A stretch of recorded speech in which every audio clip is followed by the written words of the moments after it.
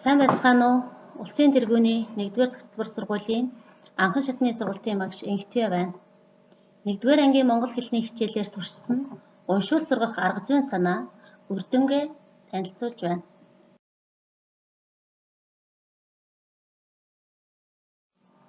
Цагийн нөхцөл байдлаас шалтгаалan хичээл сургалтын үйл ажиллагаа хаагдаж, танхимын бус онлайн сургалтын хэлбэр шилжсэн. Энэ хугацаанд суралцагч эцэг эхчүүдтэй цахимаар болон утсаар холбогдож, хичээл сургалтын үйл ажиллагааг хэвээ явуулах үүрэг багш бидэнд ирсэн. Цахимаар хичээллэх явцад сурагч эцэг эхчүүдэд багагүй хүндрэл бэрхшээл тулгараад байна.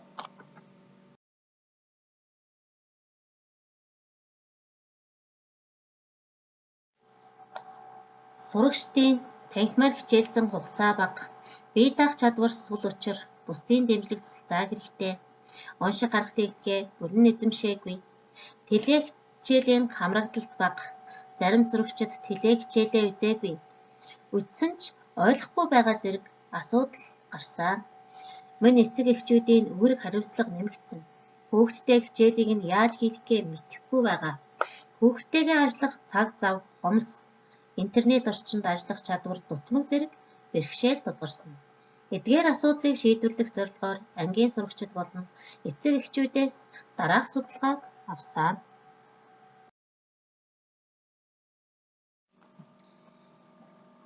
Нэгэн ангийн 44 суралцагчаас авсан унших чадварын сорилын дунд 3 хэлж уншдаг 18, унших арга барилаа зөв эзэмссэн 26. Энэ судалгаанаас үзэхэд ангийн 41% нь зөв унших арга барилаа эзэмшээгүй байгаа нь харагдаж байна.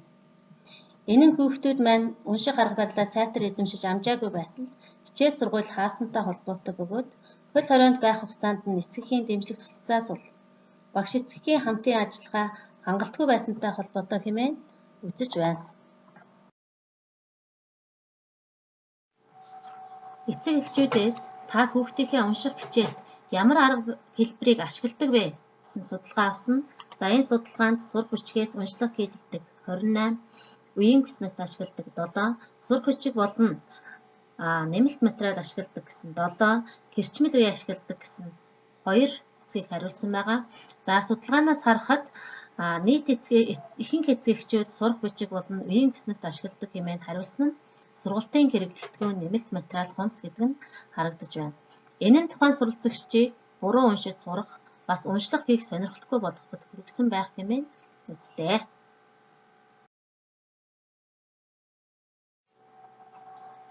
Мөн эцэг эхчүүдээс хүүхдээ уншуул сургахад ямар бэрхшээл тулгарч байна вэ гэсэн судалгаа авсан. За энд уншлага хийх сонирхолгүй, өсгөө андуур сольдог, тогтвортой сууж хичээл хийдэггүй, зарим үеэ тогтоодоггүй, зөв уйлж чадахгүй байна. Мөн буруу уншуулаа сурчих би гэхээс эмээдэг хэмээн эцэг эхчүүд хариулт өгсөн. Эндээс эцгэд эцэг эхчүүд маань хүүхдийнхээ нас идэвхтэй онцлог тохирсон сонирхолтой арга зүй талаар мэдлэг мэдээлэл дутуу байгаа нь харагдсан.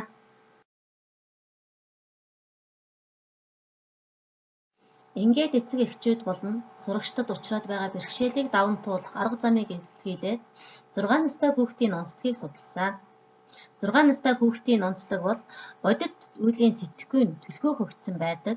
Гар сарвууны жижиг булчин сул хөгжсөн, сонсгол хөгжүүлэх тоглоом тоглуулах нь илүү үр дүнтэй.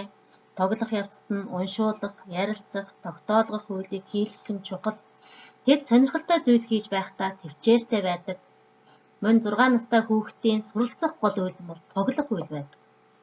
Тоглоом нь хүүхдийн сонирхлыг татаж, сэтгэл хөдлөлийг үүсгэдэг. Сэтгэл хөдлөл нь ой тогтоолтыг эрс нэмэгдүүлэн бэхжүүлдэг. Ач холбогдолтой байна. Ийм учраас хичээл сургалтын үйл ажиллагаанд тоглоомын арга зүйг хэрэглэхийг зорьсон. Унших чадвартай хүн тасралтгүй суралцах чадвартай байдгийг удлан судлаачид баталсан байдгаас үзэхэд амжилттай суралцах, зөв амьдрахын суурь нь унших чадвар юм. Сурагчид авиаг зөв дуудаж сурвал үгээ зөв холбон унших, үгээ хэлбэрийн хувьд таньсан бол ойлгох, үгийн утгыг мэдэх, хэрэглэх ач тустай. Иймээс 6 настай хүүхдийн сонирхлыг татсан, тоглонгоо суралцах боломжийг илэрхийлсэн 4 төрлийн үйл ажиллагааг эцэг эхчүүдтэйгээ хамтран хэрэгжүүллээ. Үйл ажиллагаа 1. Үйл ажиллагаа 1 маань видео хичээл. Видео хичээлийг бэлтгэн хүргэснээр эцэг эхчүүд бол хүүхдийнхээ хичээлийг хийлгэхэд хэлбэр тохиомсон. За видео хичээл маань маш олон давуу талтай. Энэ нь хизээж хэдэн ч удаа үзэх боломжтой. Авианы зөв дуудлага болон өсгийн зурлагыг бичих видеог оруулж өгсөн. Мөн гүйхүүлэгч авиа тус бүрээр ажлын хуудас гаргаж өгсөн. За ингэж видео хичээлээ үзснээр суралцагчид маань авиа үсгээ зөв дуудаж, зөв холбон уншиж, зөв бичиж сурсан. Ажлын хуудастай танилцъя. Ажлын хуудсыг 16 авиа үсэг тус бүрээр хүүхэд нэгүрт хийж хүргэсэн. За ажлын хуудсанд маань унших материал, хөгжүүлэх дасгалууд, гэрийн даалгаврыг нь оруулж өгсөн. Ажлын хуудсыг хүүхэд нэгүрт гаргаж өгснөөр эцэг эхчүүд маань хүүхдээрээ яг юуг яаж хийлгэх нь тодорхой болж өгсөн. Учираас сурагчдын унших, бичих чадварт ахиц гарч байсан.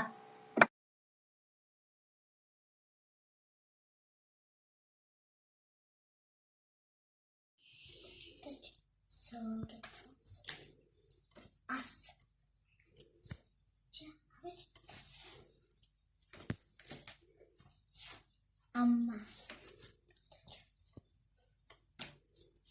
So.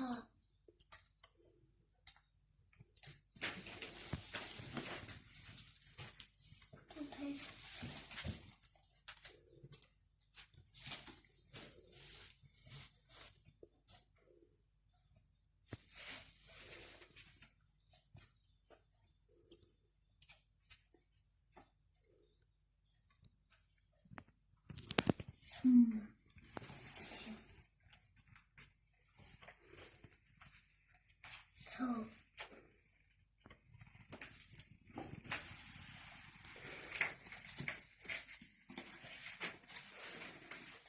Washa.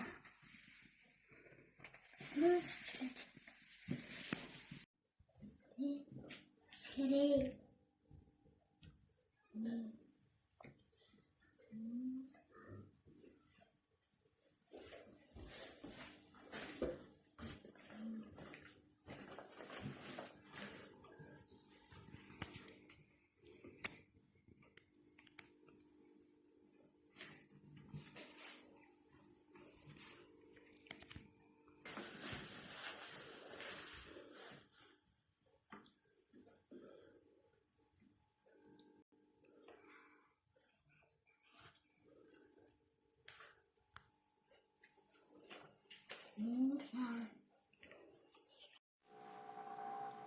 Онцлогийн карт ширээний тоглоом. За энэ тоглоомыг видео хичээлээ үзүүлсний дараа тухайн хичээлээ баттгах зорилгоор ашигласан. За энэ тоглоомыг тогсноор зөвхөн өсөг үеэ нийтлэн тогтоохоос гадна тэдний ой тогтоолт болон харааны ой сайжирч байсан.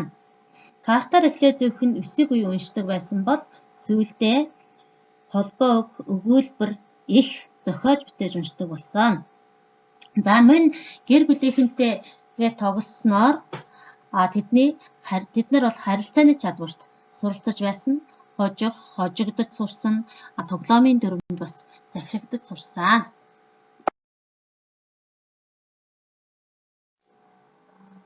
Үйл ажиллагаа 3. Хүүхдүүдэд маань сурах бичгээс гадна ном гарын авлах хэрэг болсон. Мөн эцэг эхчүүдээс хүүхдүүд маань монгол хэлний номоо уншааж ээжилж эхлээ. Нэмэлт унших материал хэрэгтэй байна гэсэн санал маш их ирж байсан. Учираас ганц эцэг багштай хамтран Ганаа энхээ хоёрын гайхам номны нэртэй зурагт номыг гаргасан. За энэ ном маань 1000 гаруй үгийн сантай, өнгөөр ялган уйлж бутсан учраас уншиж сурч буй хүүхдүүдэд хэлбэр дохим. За сурагчдын ном унших сонирхлыг төрүүлэх үүднээс Google-тэй киноны баатруудын зураг болон үйл явдлыг нь тухай бичиж оруулсан.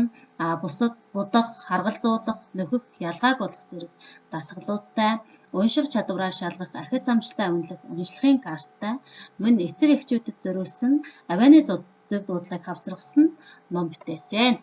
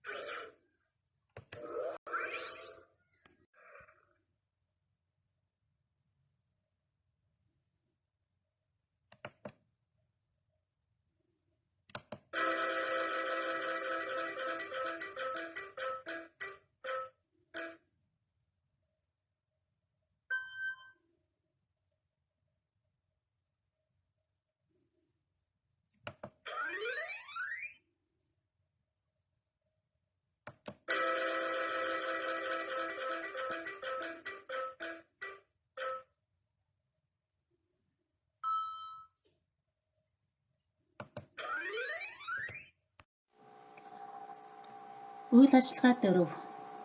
Сурагчид уншиж сурсан боловч унших хурд нь одоо төдийлөн нэмэгдэхгүй байсан учраас сурагчдын унших хурдыг ахиулах зорилгоор интерактив дасгалыг ажиллаж эхэлсэн.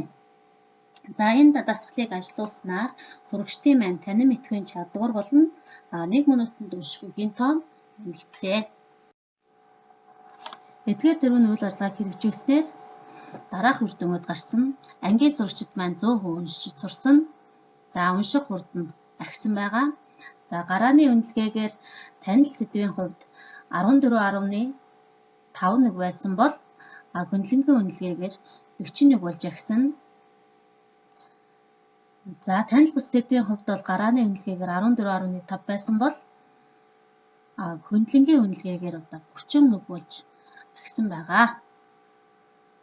За мөн багш эцгийн хамтын ажиллагаа сайжирсан, гэр бүлд халуун зан уур амьсгал бүрдсэн, эцэг эхчүүд хүүхдтэй цаг зав гаргадаг болсон. Мөн хүүхдийнхээ хичээл хийх орчин нөхцөлийг бүрдүүлдэг болсон. Хүүхэд бол эх дэлхийн амьд цэцэг. Тэрхүү амьд цэцгийг хэрхэн нусалж ургуулах нь багш биднээс шалтгаална. Та бүхнийхээ сургах их үйлсэд өндрөөс өндөр амжилт хүсье. Анхаарал хандуулсанд баярлалаа.